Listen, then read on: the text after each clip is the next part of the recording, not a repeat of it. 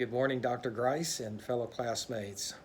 As I think about my own personal golden rule of counseling, I come back to the words of Jesus that we read in Luke 6:31, "Do to others as you would have them do to you." However, the article we read challenged my thinking on this. Although this may be understood in universal generalities such as love, acceptance, dignity, and care, are those always understood and received equally in a diverse culture? The golden rule in counseling given in the article forces us to think about the words of Jesus from the perspective of the other person. I know what I want you to do for me, but what you want me to do for you may be different. I need to understand that. I need to understand the client's world and act accordingly. So, my golden rule in counseling is this: empathize with the client in the way you would have them empathize with you. Much of what I've learned about self-care, I've learned from the life and ministry of Jesus. Jesus could easily be considered a first century advocate for social justice. He continually served and ministered to the broken, to the marginalized, and was routinely criticized and rebuked for doing that by the establishment.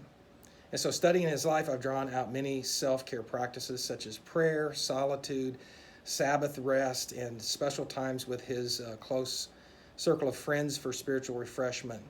I've added to that in my own personal life things like regular exercise and laughter that have been very helpful for me.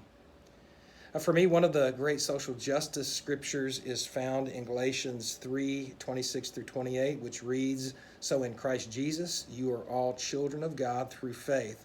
There is neither Jew nor Gentile, neither slave nor free, nor is there male and female, for you are all one in Christ Jesus."